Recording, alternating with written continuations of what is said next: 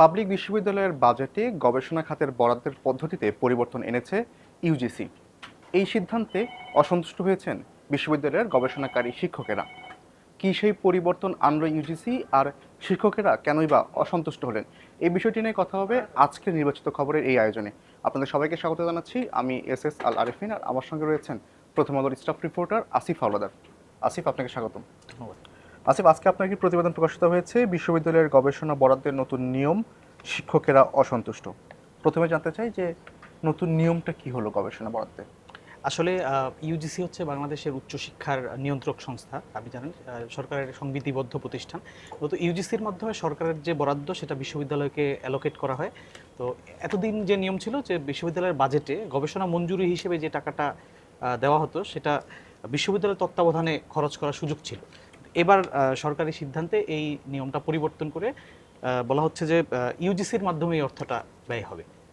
অর্থাৎ আগে কি বিশ্ববিদ্যালয়ের ফান্ডে আসতো, সেখান থেকে শিক্ষকরা বিশ্ববিদ্যালয়ের গবেষণার যে জন্য বাজেট নিত? থাকে সেখানে আগে এই অর্থটা বরাদ্দ হিসেবে থাকতো, গবেষণা মঞ্জুরি হিসেবে। গবেষণা মঞ্জুরি কিন্তু হিসাবে। সেটাকে এখন ইউজিসি তত্ত্বাবধানে নিয়ে যাওয়া হচ্ছে। আচ্ছা, তার মানে কি এখন শিক্ষকদেরকে গবেষণা করার ক্ষেত্রে তাদেরকে বরাদ্দ নিতে হবে ইউজিসির কাছ থেকে জি সরাসরি? জি, আগে ছিল যে বিশ্ববিদ্যালয়ের যে ফ্যাকাল্টি বা অনুষদ ভিত্তিক কমিটি থাকে গবেষণা প্রকল্প যাচাই বাছাই, তারা এই পুরো প্রক্রিয়াটা পরিচালনা করতো। এখন গবেষণা বরাদ্দ নিতে হলে শিক্ষকদের ইউজিসিতে যেতে হবে।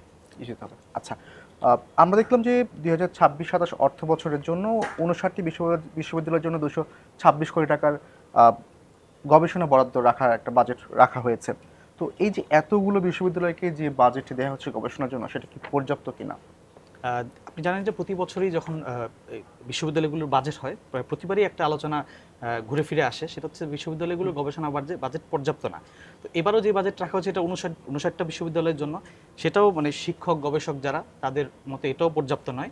কিন্তু ইউজিসি বলছে যে গত বছর পর্যন্ত যে বরাদ্দ ছিল তার চেয়ে এই বরাদ্দটা 13% বেশি।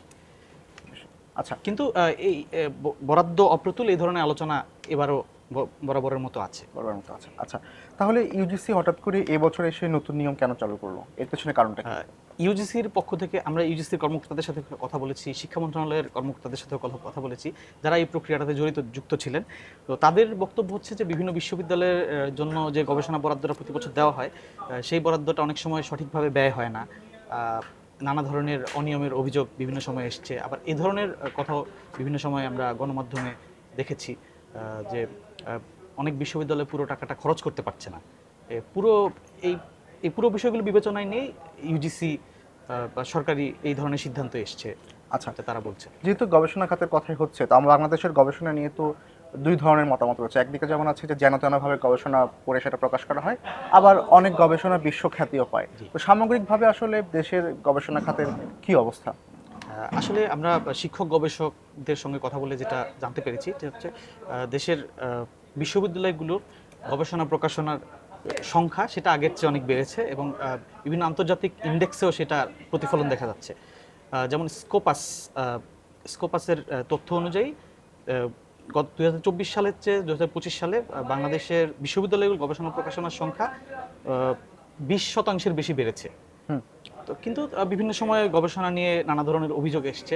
কিন্তু যদি সামগ্রিকভাবে বলতে হয় তাহলে বাংলাদেশের বিশ্ববিদ্যালয়গুলোর অনেক গবেষক তারা আন্তর্জাতিক স্বীকৃতিও পেয়েছেন, যেটা আমরা গত বছরও দেখেছি। ইউজিসির এই নতুন সিদ্ধান্ত আসলে শিক্ষকরা কিভাবে নিয়েছেন? এর কোনো প্রভাব কি গবেষণা খাতে পড়বে কিনা? যে এই ইউজিসির এই সিদ্ধান্তে শিক্ষকেরা, আমরা বিভিন্ন বিশ্ববিদ্যালয়ের শিক্ষকদের সঙ্গে কথা বলেছি, সবার কথার সুর মোটামুটি একই রকম, সবাই বিষয়টা নিয়ে অসন্তুষ্ট। তারা যেটা বলছেন যে এই সিদ্ধান্তের ফলে বিশ্ববিদ্যালয়গুলোতে গবেষণা খাত সেটা ক্ষতিগ্রস্ত হবে। তারা বলতে চাচ্ছেন যে মানে এখানে একটা আমলাতান্ত্রিক কর্তৃত্ব তৈরি হতে পারে, যেটা দেখা যায় অন্যান্য সরকারি কাজের ক্ষেত্রে এক ধরনের ধীরগতি বা আমলাতান্ত্রিক যে লাল ফিতার দৌরাত্বের কথা বলা হয়, সেটাতে শিক্ষকরাও পড়বেন এবং সরকারের নিয়ন্ত্রণ আরও বাড়বে। এবং এটার ফলে শিক্ষকরা বলছেন যে বিশ্ববিদ্যালয়ের যে একাডেমিক স্বাধীনতা সেটাও বাধাগ্রস্ত হতে পারে। আচ্ছা, তো মূলত এইসব কনসার্নের জায়গা থেকে শিক্ষকরা এটার বিরোধিতা করছে। আচ্ছা, এই ইউজিসির এই সিদ্ধান্তের আগে শিক্ষক বা ঢাকা বিশ্ববিদ্যালয়ের সিনেটের সাথে তাদের কোনো বৈঠক বা আলোচনা হয়েছে কিনা, তাদের কোনো মতামত নেওয়া হয়েছে কিনা? এই বিষয়টি প্রথমবারের মতো আলোচনায় আসে গত 29 জুন, যেদিন ঢাকা বিশ্ববিদ্যালয়ের বাজেট অধিবেশন ছিল। তো সেখানে ঢাকা বিশ্ববিদ্যালয়ের কোষাধ্যক্ষ জাহাঙ্গীর আলম চৌধুরী তিনি এই বিষয়টা উত্থাপন করেন। তিনি বলেন যে আপনারা এই ধরনের একটা বড় ধরনের পরিবর্তন করার আগে বিশ্ববিদ্যালয় প্রশাসনের সঙ্গে কথা বলেছেন কিনা বা ঢাকা বিশ্ববিদ্যালয়ের মতামত নিয়েছেন কিনা। তখন সরকারের একজন প্রতিনিধি সেখানে ছিলেন, একজন যুগ্ম সচিব শিক্ষা মন্ত্রণালয়ে। উনি বলেছেন এটা সরকারি সিদ্ধান্ত। তো ঢাকা বিশ্ববিদ্যালয়ের প্রশাসনের সঙ্গে আমরা কথা বলে যেটা জানতে পেরেছি যে এই বিষয়ে বিশ্ববিদ্যালয়ের মতামতকে আসলে গ্রাহ্য করা হয়নি, সরকারি সিদ্ধান্তটাকেই মানে ঊর্ধ্বে রাখা হয়েছে। উদ্ধার রাখা হয়েছে। আচ্ছা, এক্ষেত্রে ইউজিসির বক্তব্যটা কি আসলে? আসলে ইউজিসির চেয়ারম্যান সহ আমরা যারা সদস্য আছেন তাদের সঙ্গে কথা বলার চেষ্টা করেছিলাম, কিন্তু চেয়ারম্যানকে আমরা রিচ করতে পারিনি। কিন্তু বাকিদের সঙ্গে আমরা কথা বলেছি, কিন্তু তারা স্বনামে উদ্ধৃত হয়ে কিছু বলতে চাননি। তো তাদের বক্তব্য হচ্ছে যে এই বাজেটটা, এই সিদ্ধান্তটা মূলত অর্থ মন্ত্রণালয়ের মাধ্যমে এসেছে, যেটা ইউজিসির মাধ্যমে এখন বরাদ্দটা অ্যালোকেট করার কথা বলা হচ্ছে, কিন্তু সিদ্ধান্তটা মূলত অর্থ মন্ত্রণালয়। এবং ইউজিসিও শুরুতে এক ধরনের অস্বস্তিতে ছিল যে এই অর্থের দায়িত্ব নিয়ে তারা কি করবে বা কিভাবে এটাকে ম্যানেজ করা হবে। কিন্তু এখন ইউজিসির পক্ষ থেকে বলা হচ্ছে যে তারা এটা যাতে সর্বোত্তম ব্যবহার হয় সেটা তারা নিশ্চিত করার চেষ্টা করবে। আচ্ছা, তো তাহলে এই যে ইউজিসি থেকে শিক্ষকরা তাদের গবেষণার বরাদ্দটা নেবে বা বরাদ্দ পাবে, এই ক্ষেত্রে কি তাহলে শিক্ষকদের উপর বা গবেষণাকারী শিক্ষকদের উপরে আমলাদের একটা প্রভাব পড়বে কিনা? যে এটা শিক্ষক গবেষক যারা আছেন তারা সবাই এটা বলছেন যে এটার ফলে একটা আমলাতান্ত্রিক কর্তৃত্ব তৈরি হতে পারে। কি বিষয়ে গবেষণা হবে, কারা কারা গবেষণা অনুদান পাবেন, এই বিষয়গুলোতে এক ধরনের প্রভাব তৈরি হতে পারে, এটা শিক্ষক গবেষকরা সবাই বলছে। কারণ বাংলাদেশে অন্যান্য আমলাতান্ত্রিক যে প্রক্রিয়া, সেখানে অন্যান্য কাজের ক্ষেত্রে এই ধরনের উদাহরণ অতীতে বিভিন্ন সময় দেখা গেছে। তো এটার প্রভাব একাডেমিয়ার উপরও পড়তে পারে, এই ধরনের একটা কনসার্ন শিক্ষক গবেষকদের মধ্যে আছে। আচ্ছা আচ্ছা, আপনার শেষ প্রশ্ন আপনার কাছে, আজকে আপনার প্রতিবেদনটি প্রকাশিত হওয়ার পরে আসলে এটা নিয়ে প্রতিক্রিয়া কেমন পাচ্ছেন? যে আজকে প্রতিবেদনটা প্রথম আলোর প্রথম পাতায় ছাপা হওয়ার পরে আমার বিভিন্ন বিশ্ববিদ্যালয়ের শিক্ষক থেকে শুরু করে সরকারি কর্মকর্তা দু একজন তারা আমাদের সঙ্গে যোগাযোগ করেছেন। তারা তাদের প্রতিক্রিয়া যেটা জানিয়েছেন, শিক্ষকদের প্রতিক্রিয়া হচ্ছে যে এই বিষয়টা নিয়ে আরও জোরালো অবস্থান নেওয়া উচিত, এতে একাডেমিয়া ক্ষতিগ্রস্ত হবে। এবং তারা আমাদেরকে অভিনন্দিত করেছেন আমরা বিষয়টা আলোচনায়